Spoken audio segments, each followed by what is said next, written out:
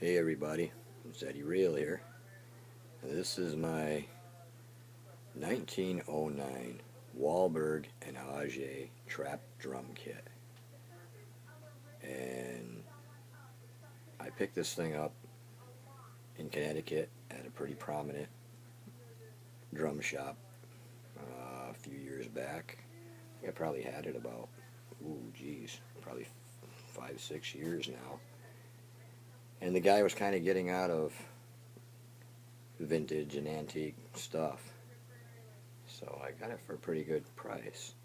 And this is the kind of thing that would have been the rage all through the early 1900s and probably up until the 30s, when the better stuff started coming around. And, you would have saw this. I've actually seen pictures of stuff like this, in the Louis Armstrong band and Duke Ellington when they were first coming on the scene. So it's going back there a ways. And I'm pretty sure you guys can't see the badge up there, but it is there. And it says July 27th, 1909. And it has a big bass drum with a W and A in the middle of it. I have upgraded the heads to the Remo fiber skin because before I was a singer-songwriter and guitar player, my passion was drums for about 33 years, and I've played many sets, including this, and I really wanted to play this kit. Some people think I'm crazy because it's a museum piece, but I don't know, it's an instrument. So I kind of know the hassles you get with calfskin being as temperamental as it is. But it did come with the original heads, which were shot, and I did save the original flesh hoops, and they're in a climate controlled area where they're kept straight in case I ever do want to. Which I think I am going to probably reskin those heads someday, or have somebody do it. There's a bit of a trick to it, I guess. But I did reskin the Chinese tom over here myself with goat skin, and it did the job, but I definitely got to get some thicker calf because it doesn't have the tautness it should have, and it's always changing with the weather. But I'm told these two symbols up top here were period correct and were with the kit right along. And it's kind of neat to see Zildjian bringing some of this stuff back nowadays. And they sound pretty good, actually. If it wasn't so late, I'd actually rap on the thing, but my neighbors would probably have a shit fit. And this one right here is weighs about 15 pounds, man. It sounds like a Zildjian Z. It'll cut through anything. I don't really know so much about this guy over here. This looks like something from maybe the 20s. I don't know. Somebody added rivets to it at one point. But it's a big old 26-inch kick drum. I like the fact that it has some depth to the shell. It's 14 inches from bearing edge to bearing edge. It came with the original trap table and these beautiful hand-carved Chinese tone blocks. And these are amazing, man. The workmanship on them is just incredible. I mean, this is all each one of these is carved out of one block of wood. And I've actually looked inside of them with a flashlight. You can see the chisel marks in there. I guess that's when labor was cheap. And they came on the rack, which actually bolts onto the kit. All these crazy cymbal hardware attachment deals here. There's not even wing nuts on the top. They just sit on felt washers in like a little... It's nuts. Some of this really odd hardware. I don't know if you guys can get a bead on that thing there that this little cymbal hangs off of. I don't even know what you call such a thing, but I've only seen them like in jazz books of bands from this, from the teens and 20s like when you're going through like a jazz classic book at like Barnes and Nobles. And I really love this kit, man. You know, when I first time I ever laid eyes on it, I was struck by it because I'd never seen anything like it before. And it just had to be mine. It has a very old bass drum pedal on it. It isn't original. The guy didn't want to part with the one that it came with for some odd reason. It was a big funky thing with a beater that actually came down. It looked like a toilet plunger, and it wasn't very practical.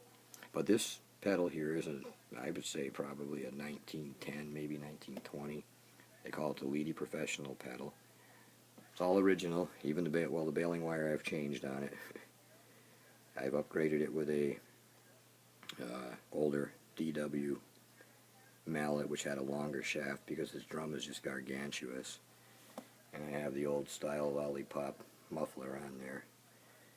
Take myself on a little patch there to get myself a little more attack out of that shell. And it, you know, I can flip that beater around for the felt if I want it to sound a little more bomby like it did back in those days. Also have snare drum stands, not original, basically made that just to hold the drum, and I'll talk more about that snare drum in a bit. What I do have though is what I'm told the first hi-hat stand ever, you know, mass produced, and that it was produced by the Walberg and Auge company in 1906, and they called it the skeleton model, and I'm guessing because foot plate looks like a skeleton. And this thing works as good as it did the day it was produced. It's amazing. It even has the original little doodad here to screw the cymbals on. You have to stick your hand inside here, and there's like a little nut that screws down on the hollow shaft and kind of tightens it onto the post there. Cymbals aren't original. I'm sure those are probably 20s or 30s, maybe even the 40s. They are Ks. They're Zildjian Ks. And they sound great. Paper thin, but they're strong, and they play really well, and they sound awesome. It's like the sound you only hear on the old records. And I'm told that this came out in 1906, so it's probably older than the kit. And the biggest bummer of this is I did not have the cash at the time for the original snare drum. But I did have a friend who had a 20th century, I don't know if you can see that badge, 20th century, I'll bring it over into the light here. I know my videos really suck, I'm not a good cameraman. But anyhow, where is that guy? 20th century FGM, professional snare drum. And that snare drum basically looked just like what you're looking at right here, except the shell was shot. So what I did is I saved all the hardware. There's 16 tuning lugs, single tension, and with a strainer snare. Unfortunately, the little handle was broken off, and I had to make my own butt on the other side. But I took a shell from a 1930s Leedy floor tom, cut a chunk out the size I needed. It was a good maple shell, nice and aged, and I basically got it flat with a piece of granite and just hand tooled a bearing edge in it, my own snare beds, drilled out all these ports around it because I didn't want this drum to ring as much as the original one seemed to ring. I wanted to be able to control that a little bit, get a little more crack out of it.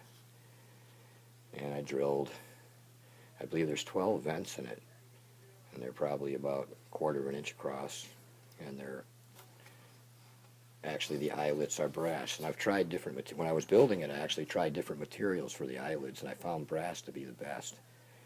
It actually did make a difference in sound, whether you want to believe that or not. It did. It has a Noble and Cooley cam style set of strainers on, which I like a lot. Kind of saves the heads, a little less tension. Carved in my own snare beds, you know, just kind of, everything's done by hand, sandpaper rasp, glued in some nice maple reinforcement hoops, and then tried to match the snare to the kit, which I came pretty close. I think the snare is a little lighter. But it's an amazing snare drum. It sounds great. It isn't really that articulate, but none of the old ones really were. But it's got a hell of a good woody crack to it. And, you know, all I can say is, you know, I really love this drum kit. And it's been in my rehearsal space in Holyoke, Massachusetts for some time now. But we're expecting a hell of a hurricane up here in New England. And it's kind of in flood zone down there. And I figured, you know what, man? This guy's been around over 100 years. I just keep it around a little bit longer. And my boy now, 11 years old, he's starting to take a fancy for drumming, join the school band. He's really digging it. So I guess he's picking up where I left off. And I figured this would be one hell of a thing for me to hand him down someday, amongst all the other things that he's going to inherit. But yeah, anyways, this is my 1909 Walberg and Auge trap drum kit. For all you guys that dig vintage, well, vintage, this thing's prehistoric, antique drum kits. And it's actually pretty playable. Hope you guys enjoyed this.